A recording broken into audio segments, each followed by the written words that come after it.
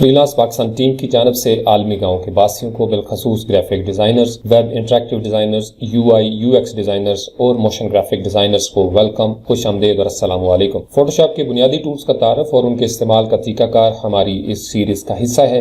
ये सफ़र हमने move tool से शुरू किया था और मूव टूल से होते हुए आज हम पहुँचे हैं ब्लर टूल के सब पैनल में मौजूद दूसरा टूल यानी शार्पन टूल। जैसा कि आप देख सकते हैं कि ब्लर टूल, शार्पन टूल और स्मज टूल के साथ कीबोर्ड शॉर्टकट नहीं है। आप अपनी मर्जी से कोई कीबोर्ड शॉर्टकट क्रिएट कर सकते हैं, लेकिन इसके लिए आपको ये ख्याल रखना होगा कि वो कीबोर्ड शॉर्टकट जो आप असाइन करेंगे वो इससे पहले किसी टूल के साथ या मेन्यू बार में से किसी मेन्यू के साथ या यहाँ पे मौजूद पैनल में से किसी के साथ वो कीबोर्ड शॉर्टकट असाइन ना हो।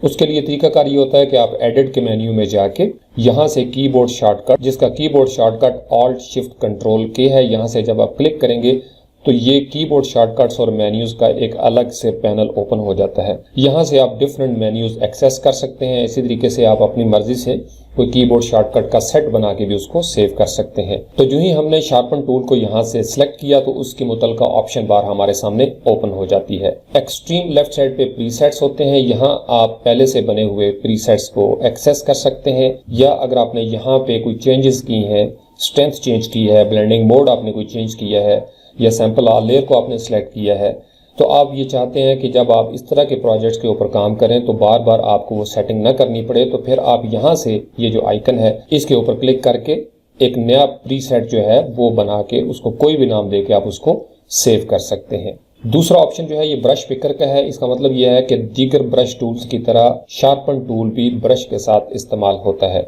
इसका मतलब यह है कि आप इसको यहाँ से भी साइज, हार्डनेस वगैरह कंट्रोल कर सकते हैं, या काम करते हुए आप राइट क्लिक करेंगे तो यहाँ से भी आप साइज, हार्डनेस, एंगल या डायमेंशन चेंज कर सकते हैं, ब्रश चेंज कर सकते हैं, कोई नया ब्रश जो है वो यहाँ से एक्सेस कर सकते हैं, या अपनी मर्जी से कोई ब्रश बना के उसको यहाँ पे सेव भी कर सकते हैं। इसी तरीके से साइज के लिए छोटा बड़ा करने के लिए आप कीबोर्ड से राइट ब्रैकेट की या लेफ्ट ब्रैकेट की प्रेस करेंगे तो इससे भी साइज छोटा या बड़ा होगा। उसके बाद चूंकि शार्पन टूल जो है ये ब्रश टूल की तरह इस्तेमाल होता है, लिहाजा इसके साथ भी ब्रश प्रीसेट्स जो हैं वो मौजूद हैं। तो आप इन ब्रश प्रीसेट से डिफरेंट जो ऑप्शंस हैं वो चेंज करके देख सकते हैं। उसके बाद नेक्स्ट ऑप्शन जो है वो ब्लेंडिंग मोड्स का है। बिल्कुल ब्लर टूल की तरह इसके अंदर भी उतने ही ब्लेंडिंग मोड्स मौजूद हैं। ये स्ट्रेंथ का जो ऑप्शन है ये हमने ब्लर टूल में भी देखा था। स्ट्रेंथ का मतलब ये होता है कि आपने उसकी रेंज कितनी रखनी है। आप जब शार्पन कर रहे हो तो आपको किस हद तक आप ये चाहते हैं कि आपका इमेज है वो शार्प हो जाए। शार्प का मतलब यह है कि पिक्सल्स जो होते हैं, जो थोड़े ब्लरी होते हैं, उनके अंदर थोड़ी शार्पनिंग आ जाती है, थोड़ी सी उनके अंदर जिंदगी की रमक जो है वो आपको नजर आना शुरू हो जाती है। उसके बाद ये ऑप्शन है sample all layer. Sample all layers का ऑप्शन जिस टूल के साथ होगा, इसका मतलब ये है कि वो नॉन डिस्ट्रक्टिव वर्कफ्लो हमें ऑफर करता है। तो यहाँ से हम कोई नई लेयर बना के अपने इस जो पेरेंट इमेज होता है, मेन इमेज, इसको सेव कर सकते हैं, और जितनी चेंजेस होंगी, चाहे वो हमने ब्लर टूल किया है या शार्पन किया है इमेज को, तो वो एक अलग से नई लेयर के ऊपर होगा। यानी अगर आप ये चाहें कि आपने उसको कहीं से इरेज करना है तो आपका मेन इमेज है ये सेव रहेगा। इसी तरीके से ये जो लास्ट ऑप्शन है ये ब्लर टूल में नहीं था, शार्पन टूल में ये एक नया ऑप्शन है। इसका मतलब यह है कि जब आपने ये जो पिक्सेलेशन करनी है, यानी जब आपने शार्पन करना है, तो और अगर आप फर्ज कर लें बहुत ज़्यादा शार्प कर देते हैं तो हर इमेज के अंदर कोई डिटेल होती है। जब हम इसको गौर से देखते हैं तो ये छोटी छोटी हमें डिटेल्स नजर आती हैं, आंखों के अंदर, बाजुओं के अंदर, परों के अंदर या बॉडी के अंदर। डिटेल से मुराद ये होती है कि इमेज जो है वो आपका किस कदर हकीकत के करीब है। तो जब इमेज के अंदर डिटेल नहीं होगी तो हम कहेंगे कि ये बिल्कुल एक फ्लैट इमेज है, यानी इसके अंदर डिटेल नहीं है। तो दूर से पता चल जाता है कि ये एक आर्टिफिशियल इमेज है। तो उस आर्टिफिशियल इमेज को रियल इमेज बनाने के लिए जो प्रोफेशनल्स हैं वो क्या करते हैं, वो उसकी डिटेल के ऊपर, जिसमें शेडोज भी शामिल हैं, हाइलाइट्स भी शामिल हैं, डॉज और बर्न के इफेक्ट उसमें शामिल होते हैं, तो वो डिटेल पैदा की जाती है उसके अंदर, ताकि देखने वाली आंख को ये महसूस हो कि ये बिल्कुल जेन्युइन, बिल्कुल एक रियल इमेज है। तो प्रोटेक्ट डिटेल क्या करता है कि वो आपकी इस डिटेल को शार्पन होने से बचाता है, क्योंकि शार्पन टूल का ज्यादा इस्तेमाल जो है वो बहुत डिस्ट्रक्टिव भी हो सकता है। उसके बाद लास्ट ऑप्शन जो है ये वैक्यूम टैबलेट के लिए है। तो अब हम आते हैं शार्पन टूल के अमली इस्तेमाल की तरफ।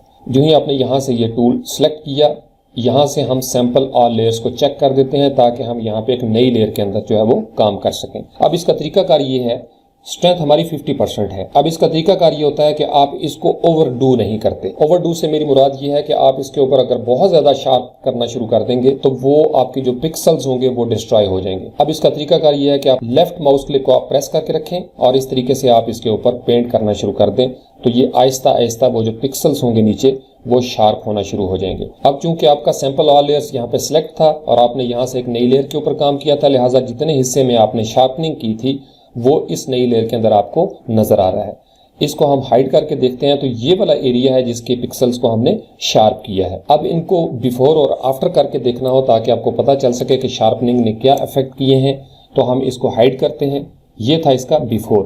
अब आपने देखा थोड़ा सा इसके अंदर एक ब्लरी इफेक्ट था, लेकिन जब हम इसको शो करते हैं तो ये है आफ्टर, बिफोर आफ्टर। तो जैसा कि ब्लर टूल का ट्यूटोरियल करते हुए भी मैंने आपको बताया था कि ब्लर टूल के बिल्कुल अपोजिट बिहेव करता है शार्पन टूल। यानी ब्लर टूल को हम इस्तेमाल करेंगे ब्लर करने के लिए, और अगर पिक्सल्स को आपने शार्प करना है जो पहले से ब्लरी हैं तो फिर आप शार्पन टूल का इस्तेमाल करेंगे। लेकिन अगर आप बहुत ज़्यादा, फर्ज करें हम एक नई लेयर बना लेते हैं, इसको हम हाइड कर लेते हैं, अगर आप बहुत ज़्यादा इसके ऊपर लेफ्ट माउस क्लिक जो है उसको प्रेस करके रखेंगे और इस तरीके से आप बहुत ज़्यादा जो शार्पनिंग है वो करना शुरू कर देंगे, तो उसका नुकसान क्या होगा कि वो जो नीचे पिक्सल्स थे वो डिस्ट्रॉय हो गए। हम इसको शो और हाइड करके देखते हैं। ये था बिफोर। आपने चूंकि बहुत ज्यादा शार्पनिंग की तो अब इमेज की ये सूरत हाल हमारे सामने है। आपने इतनी ज्यादा शार्पनिंग भी नहीं करनी कि आपके इमेज के जो रियल पिक्सल्स हैं वो डिस्ट्रॉय हो जाएं, और आपने इतना कम भी नहीं करना कि उसके अंदर ब्लरी इफेक्ट मौजूद रहे। ये बहुत सिंपल सा टूल है। समटाइम्स हमें अपने कैरेक्टर्स जो होते हैं, सब्जेक्ट है, फर्ज कर लें आप पोर्ट्रेट रीटचिंग पे काम कर रहे हैं, तो खसूसन जो इंसानों की आंखें होती हैं वहां पे हमें थोड़ा बहुत शार्पनिंग करनी पड़ती है।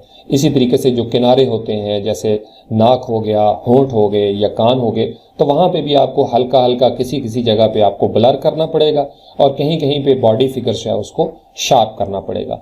शार्प करने का फ़ायदा ये होता है कि जब ऐसे इमेजेस आप सोशल मीडिया पे अपलोड करते हैं या आप प्रिंट करते हैं, तो चूंकि शार्प आपने किए होंगे पिक्सल्स, लिहाजा आपका जो प्रिंट का रिजल्ट होगा वो पहले से बहुत बेहतर आएगा।